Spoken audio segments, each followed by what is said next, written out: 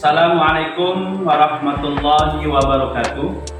Pada yang terhormat Bapak Ibu dosen penguji ujian kinerja PPG dalam jabatan tahun 2025. Memperkenalkan, nama saya Royalidin dengan NIM 255061469. Mahasiswa PPG Guru Tertentu tahap 3 tahun 2025. Program studi pendidikan agama Islam di LPTK Universitas Islam Negeri Sultan Maulana Hasanuddin Banten. Saat ini saya bertugas di SMP ITI Ashabat Cilegon. Pada hari ini tanggal 10 Oktober 2025, saya akan melaksanakan pembelajaran dengan metode research learning PBL tentang akikoh dan kurban. Terima kasih dan selamat menyaksikan. Wassalamualaikum warahmatullahi wabarakatuh.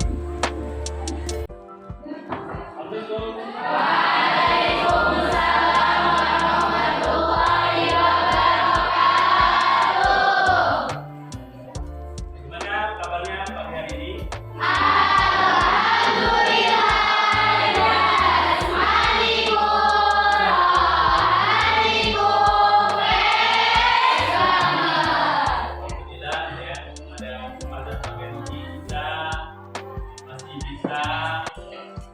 Sama-sama berwajah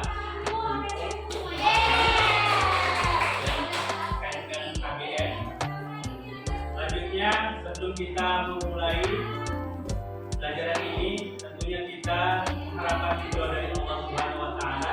Mudah-mudahan dengan berkah doa kita semua dimudahkan dalam belajarnya.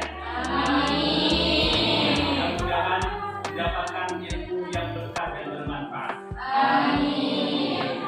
Siapa yang akan memimpin doa?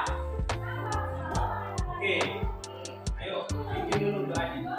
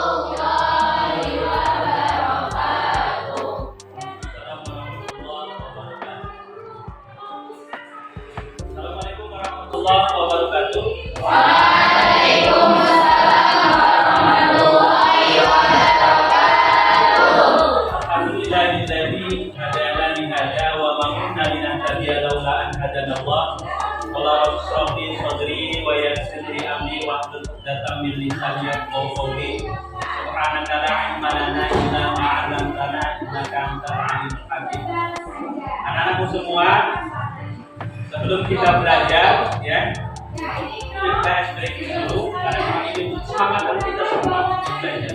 Oleh karena itu, kita nanti breakingnya itu tetap semangat. Ya. Kalau kita dimulai dengan kesemangatan belajar, maka kita akan selalu semangat. Ya, ayo bangun dulu. Tepuk semangat. Ya, biasa tepuk tangan semangat. Apa ya udah? Oke, tepuk semangat. Ayo, tepuk semangat.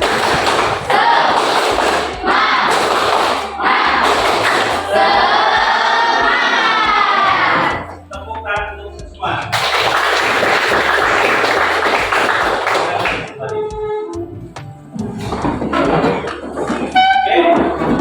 Pada hari ini siapa yang tidak masuk? Ada 2 orang. Ya. Nanti saya absen dulu ya. Oke. Ahmad Fauzi, Ahmad Hanan, Aini, Akmal, Ekal, Devi. Dibuka pelajaran PAI-nya. Pelajaran PAI-nya tentang, masih ingat tentang kurban dan akikah? Ya. Siapa yang tahu apa sih akikah? Apa itu kurban? Siapa yang tahu? Oke, apa?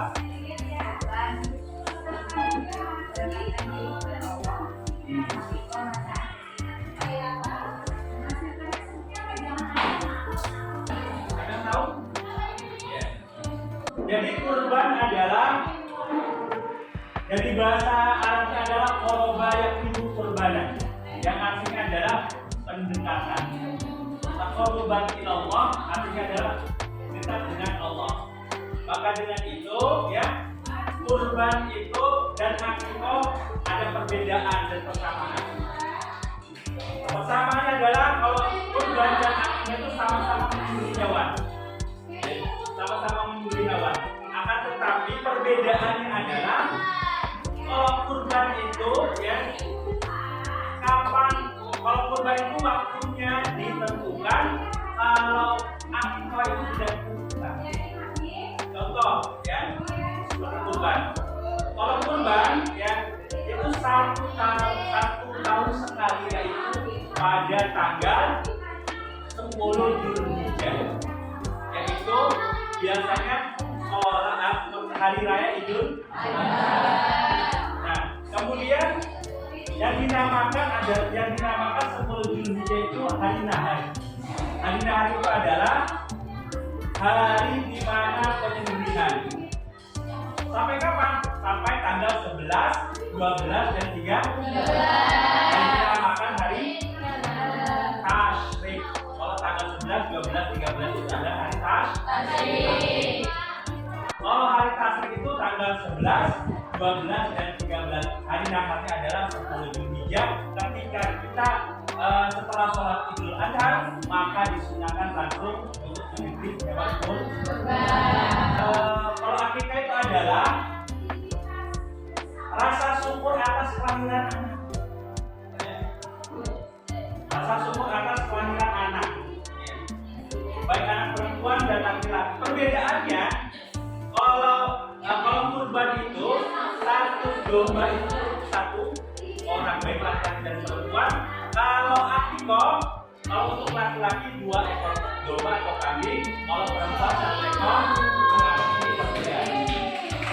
Selain itu perbedaannya adalah kalau akikah 1 hari seumur hidup.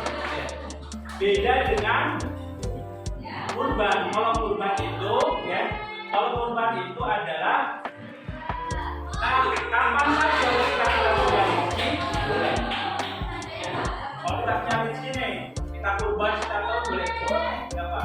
Kecuali nanti kok pernah itu hanya 1 kali seumur hidup. Oke. Ya. Nah,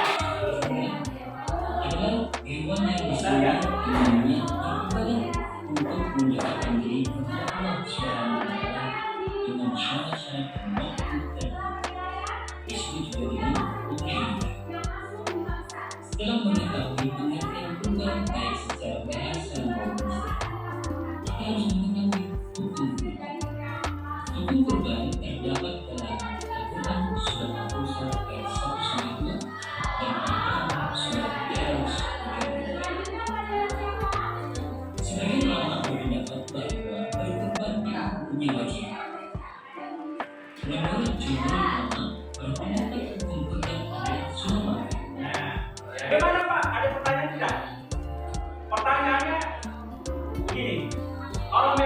seandainya kita punya anak laki-laki, ya. Lahir anak laki-laki, ya. Ketika akikoh ya, ketika lahir anak laki-laki 2 orang kembar, ya. Kalau kembar berarti kita harus menyembelih hewan akikohnya berapa? 4 ekor. Ternyata ketika walimatul tasmiyah, walimatul ada berapa? Ada walimatul tasmiyah. Tasmiyah itu pemberian nama sambil akikah. Ada lagi kurban, itu adalah sunah muakkadah. Artinya ketika kita punya anak baru lahir, ketika anak itu kembar berarti 4 ekor kambing. Bagaimana kalau yang tidak punya uang? Sedangkan kita ini pas begitu pun ada yang pertanyaan. Waktu di rumah ada, Pak saya mau nanya. Kemudian apa pertanyaannya apa? Saya ini mau kurban tapi belum akikoh. Apakah boleh saya kurban? Boleh. Atau tidak boleh? Kata siapa? Dari di mana? Itu kan? Karena harus ada dasar. Kemudian saya bilang boleh, nggak apa-apa. Kenapa? Karena kurban dan akikoh, ya, kurban dan akikoh, ya. Kurban dan akikoh adalah sama-sama sunnah, sama-sama sunnah muakkadah. Kecuali kalau kurban ini wajib baru kurban dulu, kemudian akikah. Ya, paham nggak? Paham ya? Nah, kemudian hukum kurban dalam surat Al-Kautsar ayat 1 sampai 2. A'udzubillahi minasyaitonirrajim. Ya. Inna a'tainakal kautsar fasholli li rabbika wanhar inna syani'aka huwal abtar. Latar belakang terjadinya kurban itu dalam Al-Quran terdokumentasi dalam kisah Nabi Ibrahim alaihissalam. Ketika Nabi Ibrahim alaihissalam, ya, mimpi ketemu dengan Allah Subhanahu wa taala, kata Allah, "Hai Nabi Ibrahim, kamu besok nanti hari Nahar, yaitu bertepatan tanggal 10 Zulhijjah, maka kamu akan korbankan Nabi Ismail." Karena itu perintah Allah, Nabi Ibrahim, ya Tuhan, saya akan segera melaksanakannya. Ditanyakan kepada Nabi Ismail, "Hai Ismail anakku, saya semalam bermimpi, kemudian ketemu dengan Allah. Kata Allah, kamu akan disembelih untuk dikurbankan. Bagaimana kamu Ismail?" Kemudian kata Ismail, "Kalau memang itu benar dari Allah, saya tidak apa-apa, saya ikhlas untuk dikurbankan." Bukan korban ya, dikurbankan. Korban dengan korban berbeda. Kalau korban itu adalah korban perasaan. Kalau kurban berbeda. Kemudian Nabi Ismail setelah sholat Idul Adha dibawa oleh bapaknya, yaitu Nabi Ibrahim alaihissalam. Kemudian ketika Nabi Ibrahim alaihissalam, maafkan bapak ya, karena ini adalah keharusan untuk mengorbankan kamu, ya, karena ini adalah dia karena saya taat kepada Allah, mendekatkan diri kepada Allah. Kata Allahnya, Nabi Ibrahim alaihissalam, anaknya Ismail kamu nanti dikurbankan. Ya. Setelah itu dikurbankan. Setelah mau disembelih, Nabi Ismail alaihissalam diganti dengan seekor domba. Luar biasa. Disitulah kandungan Allah. Berarti Nabi Ibrahim alaihissalam ini adalah bentuk pengabdian yang benar-benar taqarruban ila Allah. Ya, mendekatkan dirinya pada Allah itu benar-benar. Bikin 4 kelompok. Ayo, bikin 4 kelompok. Ayo, bikin 4 kelompok.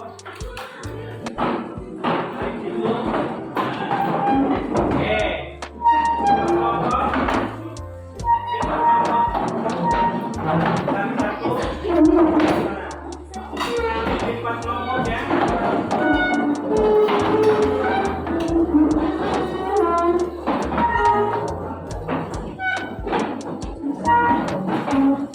Siapa aja? Ayo, ngomong. Tidak berapa? 1,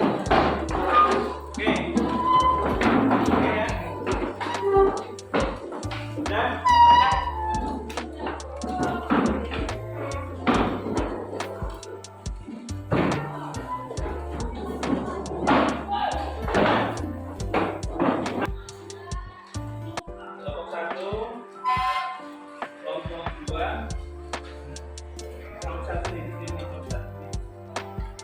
3, kemudian kelompok 2 ya, kelompok 2, kelompok 3, kelompok 4. Kalau nanti ada pertanyaan silakan. Nah, apa hikmah kurban dan bagaimana menerapkan dalam kehidupan kesehari-harinya? Contoh begini, hewan apa saja boleh untuk kurban dan syaratnya. Nah, hewan apa saja? Nah, kerbau, sapi, kambing. Nah, bagaimana mengaplikasikan menerapkan dalam kehidupan sehari-hari?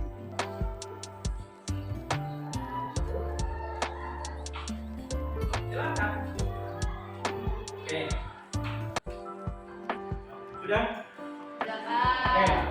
Yang sudah angkat tangan? Kelompok mana yang sudah? Oke, ayo baca dulu sini. Presentasikan di depan.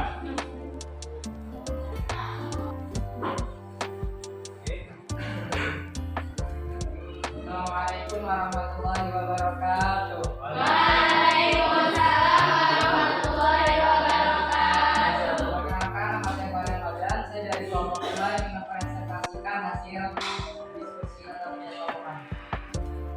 Kami mendapatkan soal bagaimana cara membagi daging kurban yang benar. Jawabannya 1/3 untuk masyarakat, 1/3 untuk fakir miskin, dan 1/3 untuk kita sendiri. Apa hikmah kurban dan bagaimana menerapkannya dalam kehidupan? 1. Bernilai kepada ibadah sehingga mendapatkan pahala dari Allah Subhanahu wa taala. 2. Mempererat ukhuwah dengan membagikan daging kurban pada masyarakat sekitar secara rata dan seimbang dan mendekatkan diri kepada Allah. Oke, kasih tepuk tangan. Waalaikumsalam warahmatullahi wabarakatuh. Terakhir. Ayo. Oke. Ayo dibaca. Assalamualaikum warahmatullahi wabarakatuh. Waalaikumsalam warahmatullahi wabarakatuh.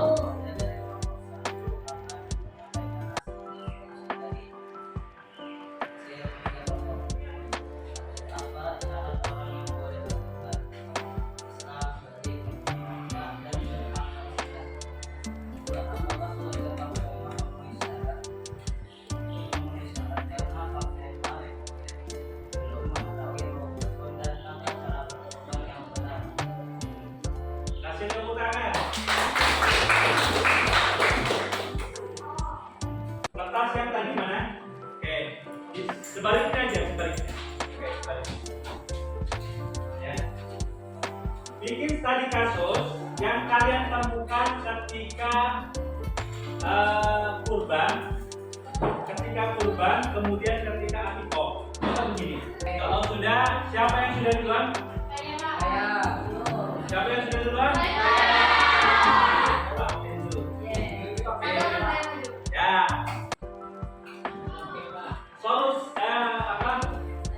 Kasusnya apa? Kemudian solusinya seperti apa? Assalamualaikum warahmatullahi Yang keras ya. wabarakatuh. Waalaikumsalam warahmatullahi wabarakatuh. Saya perwakilan dari kelompok 3 ingin membacakan masalah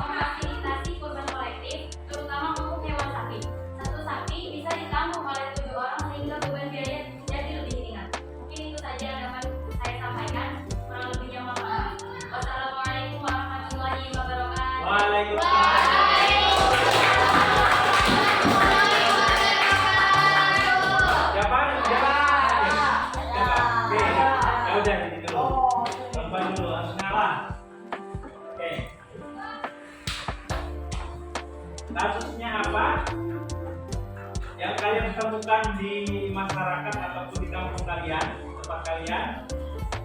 Ayo dibaca yang keras. Waalaikumsalam warahmatullahi wabarakatuh.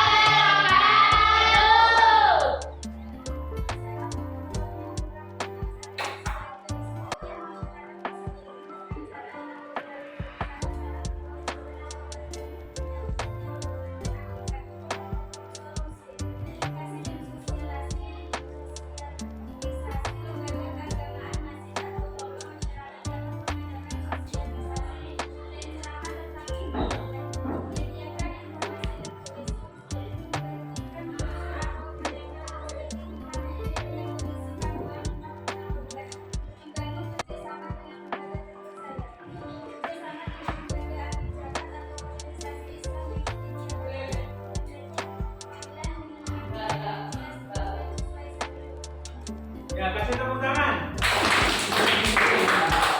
Ya, jadi kelompok 4 masalahnya adalah pengetahuan yang kurang tentang syariat menyembelih, ya, syariat kurbannya. Sebagai masyarakat masih bingung tentang cara yang benar salah satu hewan kurban. Nah, solusinya bagaimana?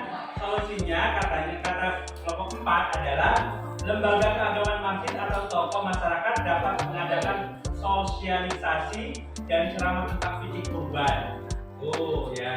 Kemudian menyediakan informasi tertulis, membagikan brosur tempel-tempel tentang tentang kurban. Masalah kurban itu harus yang gemuk, tentang yang harusnya itu yang sehat gitu. Kemudian yang ketiga, bekerja sama dengan lembaga amil zakat atau organisasi Islam yang menyediakan layanan kurban daging dengan panduan yang jelas dan sudah syariat. Kemudian yang lainnya kelompok berapa? Kelompok 2. Ayo dibaca. Kelompok 2. Perhatikan. Ya. Masalahnya dampak lingkungan. Proses penyembelihan dan pengelolaan limbah hewan kurban yang tidak tepat dapat mencemari lingkungan. Solusinya, gerakan kurban ramah lingkungan. Panitia kurban dapat meninggalkan penggunaan kantong plastik sekali pakai dan pengelolaan limbah dengan benar. Pengolahan limbah. Kedua, membuat lubang khusus untuk menampung darah dan kotoran hewan agar tidak mengganggu kebersihan dan kesehatan lingkungan. Sosialisasi pengolahan limbah. Memberikan edukasi kepada masyarakat tentang cara pengolahan limbah sisa hewan kurban secara higienis. Ya, untuk kelompok 2 masalahnya adalah proses dampak lingkungan, ya, proses penyembelihan dan pengelolaan limbah hewan kurban yang tidak tepat dan mencemari lingkungan. Bagaimana solusinya? Solusinya kata kelompok 2, gerakan kurban ramah lingkungan. Panitia kurban dapat meminimalkan penggunaan kantong plastik sekali pakai dan mengolah limbah dengan benar. Yang keduanya adalah pengelolaan limbah, membuat lubang khusus untuk menampung darah dan kotoran hewan agar tidak mengganggu kebersihan dan kesehatan lingkungan. Itu adalah solusinya. Kasih tepuk tangan untuk kelompok 2. Untuk kelompok 1 sudah selesai.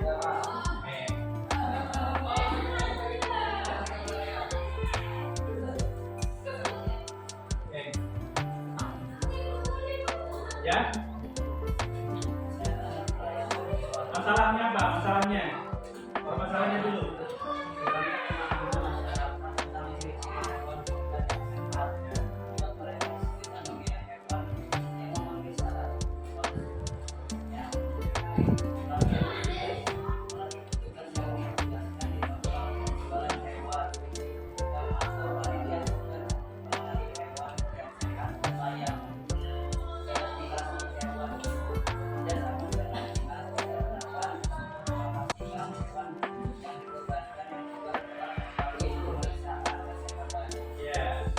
Ini kelompok 1, kasusnya adalah masalahnya adalah kesehatan dan kelayakan hewan. Jadi kalau kurban itu harus ada kelayakan hewan. Ya. Nah, jadi di sini pelatihan petugas jadi masalahnya kesehatan hewan, kurangnya pemahaman masyarakat tentang ciri-ciri hewan kurban yang sehat membuat mereka kesulitan membeli hewan yang memenuhi syarat. Nah, bagaimana solusinya? Solusinya adalah melatih petugas yang ditugaskan di tempat penjualan hewan kurban untuk panitia kurban untuk mengenali hewan yang sehat dan layak. Dan bekerja sama dengan dinas peternakan memaksimalkan hewan kurban yang dijual telah melalui pemeriksaan kesehatan. Jadi ya di sini kasusnya adalah dalam kesehatan kelayakan hewan. Hewan itu yang dikurbankan harus sehat. Kemudian yang gemuk, ya, kalau yang kurus itu tidak sesuai dengan syariat Islam. Harus yang gemuk. Kalau yang gemuk, yang mahal berapa tuh? Kayak presiden belinya itu yang mahal yang gede ya. Presiden itu biasanya beli yang mahal. Kita pun nggak apa-apa, jadi masalah. Beli yang besar kalau ada uangnya. Kemudian harus sehat, tidak boleh cacat. Tidak boleh cacat. Kemudian tidak boleh matanya tidak ada satu gitu, tidak boleh. Tidak ada cacat, harus yang sehat. Makanya solusinya adalah di sini melatih petugas yang ditugaskan di tempat penjualan hewan kurban atau panitia kurban untuk mengenali hewan yang sehat dan layak. Tepuk tangan untuk kelompok satu. Jadi alhamdulillah kalian sudah paham tentang kurban dan akikoh yang disampaikan tadi masing-masing teman kalian dari kelompok 1 dan kelompok 4 ya sudah menyampaikan terkait dengan hewan kurban dan akikoh, baik itu masalah dan solusinya. Kemudian ada pertanyaan tidak? Siapa yang ada pertanyaan? Oke.